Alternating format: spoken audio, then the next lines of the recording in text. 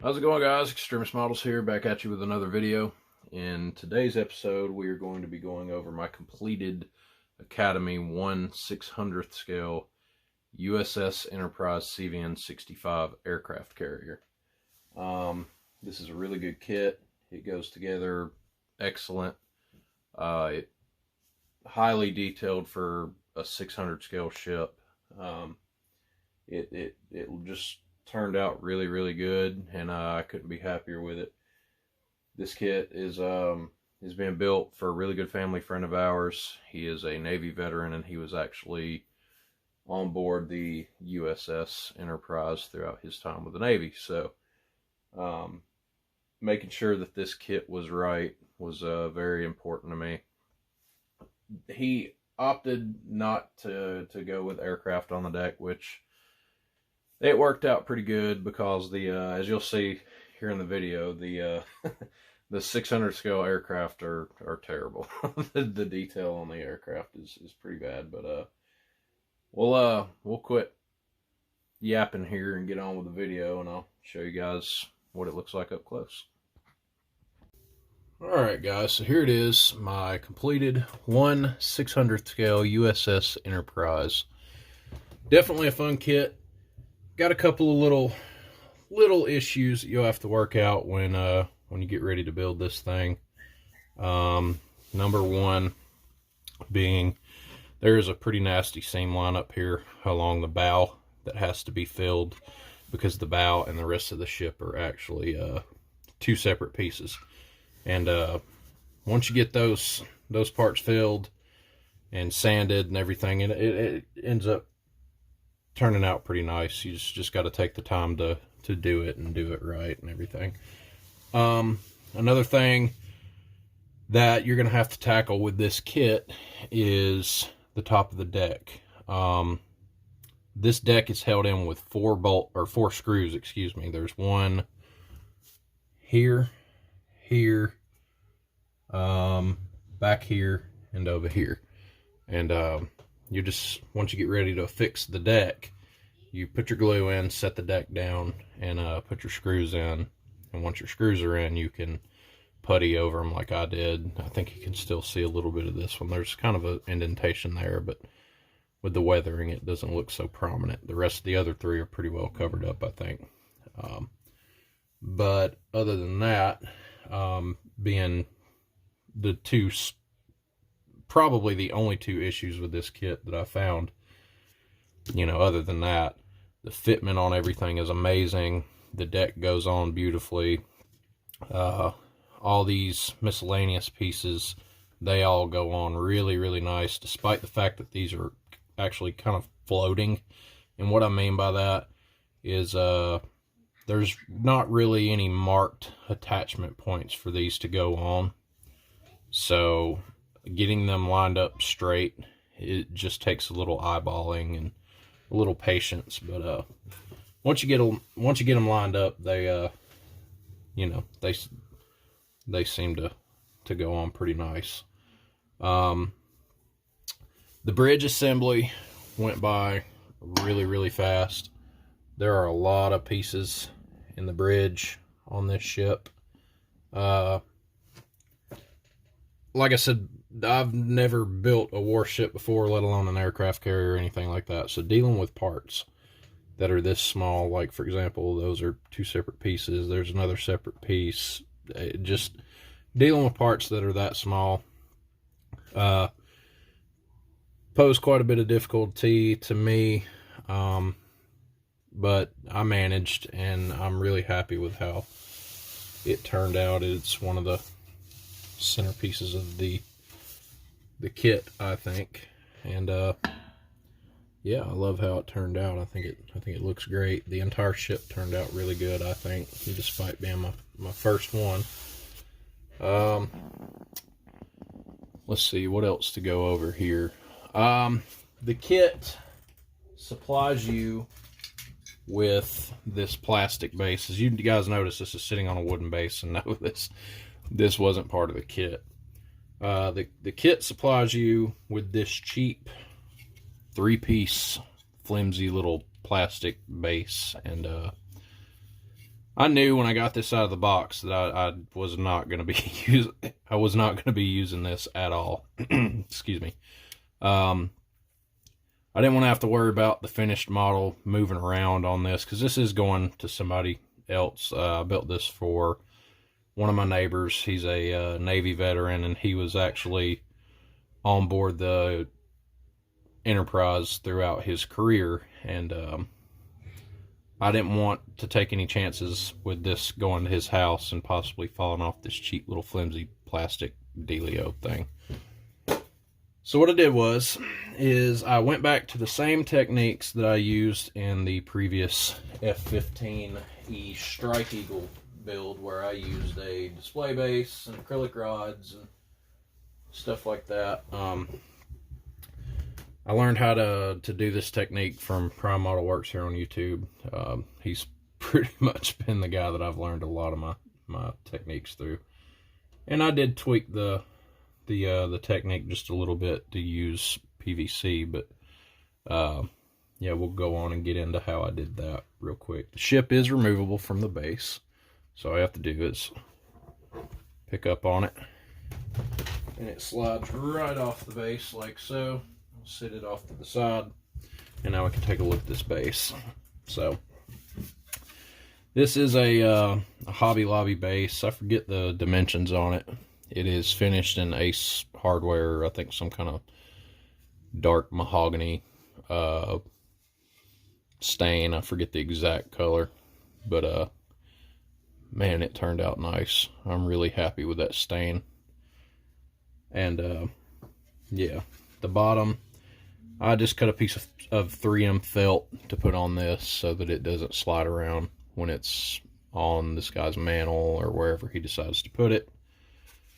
The center of the base is marked here for the placard. This actually comes with the kit. There are two of these. One goes on either side of the plastic base, and I knew that I wanted to incorporate that into this somehow. I just, looking at it now, I kind of wish that I would have went with a different type of screw, because those things are really pompous and they stick out pretty bad, but I think they look nice. The acrylic rod is, again, 3/8 inch acrylic rod. There's a 3/8 inch hole that's drilled through the base. It isn't drilled all the way through the bottom, obviously, because the rod would just pass through the other side. So it is drilled down to about a 1/2 inch from punching out of the bottom of the base, so you still got plenty of room. You see I got a little heavy with the glue right there. I'll probably clean that up and get that off there, but before it goes out to this guy's house. But yeah, the base turned out really nice. I'm happy with how that worked out. On the ship, oh my goodness, there are 3/8 inch holes in the bottom with a 3/8 inch piece of PVC that runs up through the bottom of the hull, and it's actually got caps on the top of them that are made out of plastic card to keep the ship from bottoming out on the base. So what you end up with when you sit the ship back down on the base, you end up with about, I don't know, that'd probably be about a 1/2 inch gap between the bottom of the ship and the top of the base, so you don't have to worry about it rubbing against the base or anything like that. And at the back, as you can see, the propellers just barely missed the base, so that worked out really well. But there is a support structure that I built inside the hull of the ship to keep it from moving around from side to side. So it's pretty solid. It's in place, and it shouldn't move at all. And yeah, that's how I done that. And if you guys have any questions on how I did this, feel free to comment on the video, or you can message me on Instagram at Extremis Models, same as my YouTube page, and I'll be happy to go over in more detail on how I did this and stuff like that. But I mean, other than that,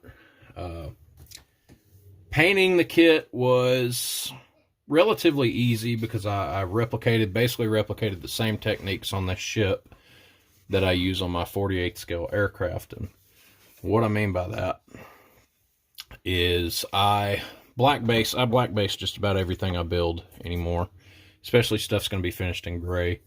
And I always black base using a Mr. Finishing Surfacer 1500 Black.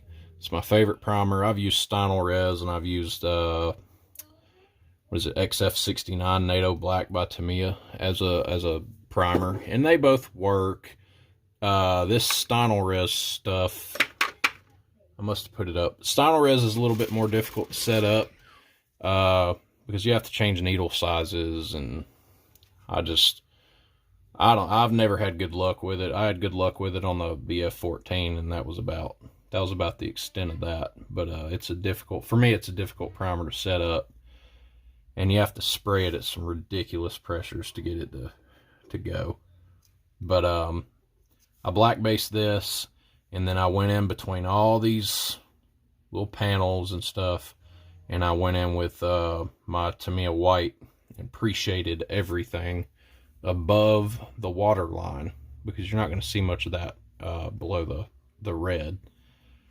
So we pre-shaded, and I went in with and I'm sure that this color is probably wrong, but I use it a lot, and it's always seemed to work out pretty good for me, is Tamiya XF19 Sky Gray. This is a really good color for replicating any kind of American aircraft or any kind of warships. The gray that you see on a lot of these, this color is really good at replicating, just so long as you marble it in correctly and you modulate your colors so that you don't completely obliterate your black base and your white pre-shade. But that's how I got the final gray color on the ship.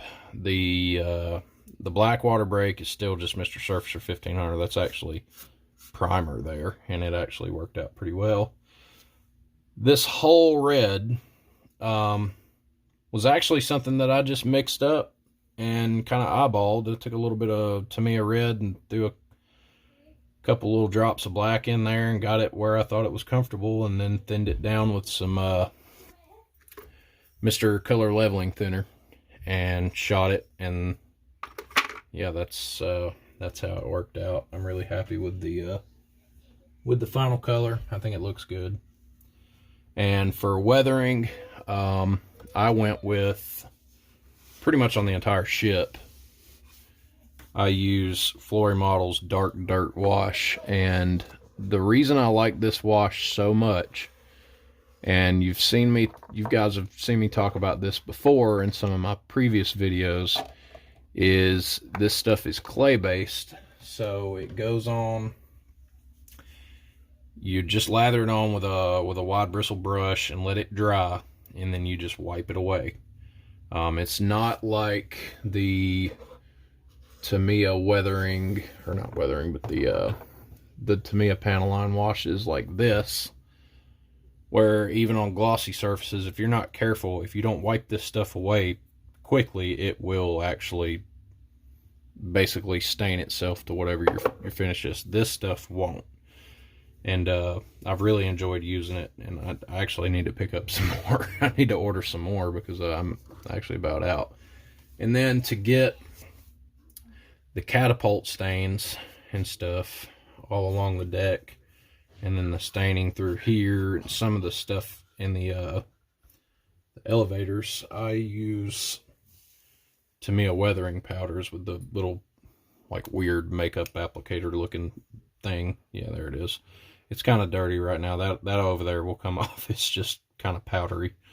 But that's pretty much how I weathered the entire ship. I opted out of using my Winsor Newton black oil wash. I usually only use this for like exhaust type work on jets, just because it's really nice at simulating stuff like soot and burn off exhaust gases. But I use the Tamiya weathering powders to get these sort of rust spots all along the hull of the ship.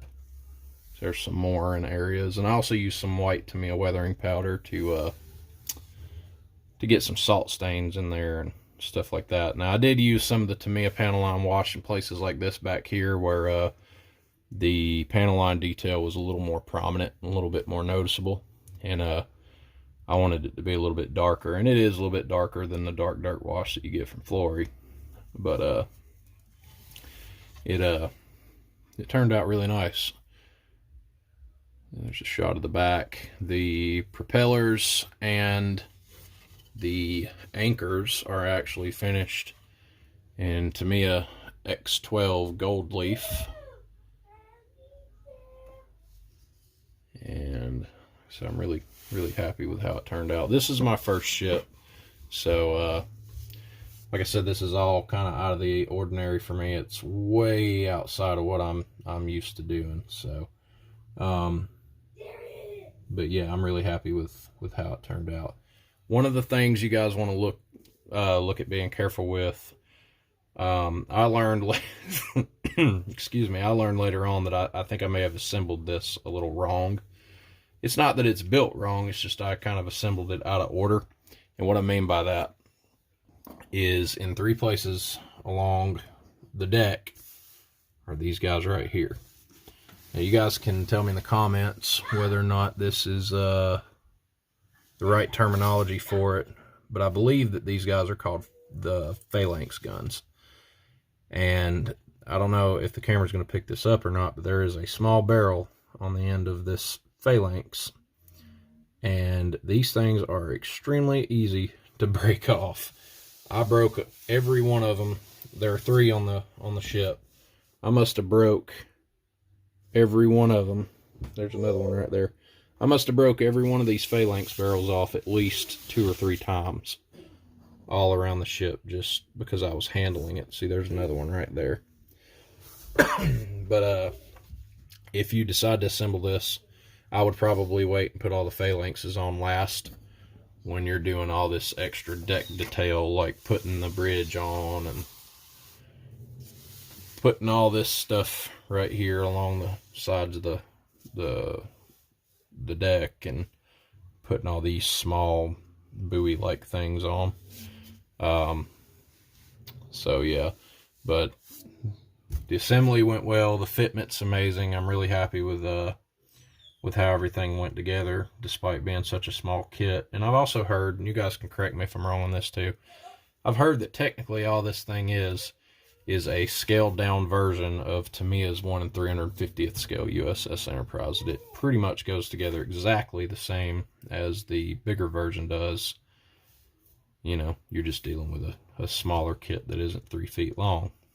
But other than that, guys, the customer opted out of having all the planes on the deck, and I'll show you guys really quick why I'm glad he opted out of wanting planes on the deck. So this is all the spare parts that came with the kit. This has got all your vehicles, your planes, and other stuff in it. The planes at 600 scale lack detail. I mean, they really do. They are lacking detail, and I don't expect them to be as detailed out as a 48 scale or anything like that, but they're just, I don't know, they don't look that good. And I kind of like the look of the ship without all the planes all over it. At this scale, at least. At 350th scale, I'd prefer it to have everything out on the deck, but this is a 600 scale F-14, and as you can see, you still need to put your vertical stabilizers on. But what gets me is the way they've done the landing gear. It's just nubs, no real detail in it whatsoever, no lines, no anything. And you'd have to super glue these to the deck, and you know, let's say you super glue one down and it messes the paint up or something like that. I really didn't want to fool with it, and having to do so many of these things, it's just so tedious. And I'm really glad that he opted out of doing that. He wanted a clear deck. So yeah, that's why we're not running planes on this kit. So, but anyways, guys, I hope you all enjoyed this video. If you, a little bit of Tamiya powder must have fell out on the deck there. But if you guys enjoyed this video, please be sure to subscribe to the channel. Turn on the notifications, hit the little bell. Be sure to like, comment, and follow. Like I said, if you have any questions on this kit, feel free to contact me on Instagram. I'd be happy to talk to you guys about any questions you might have.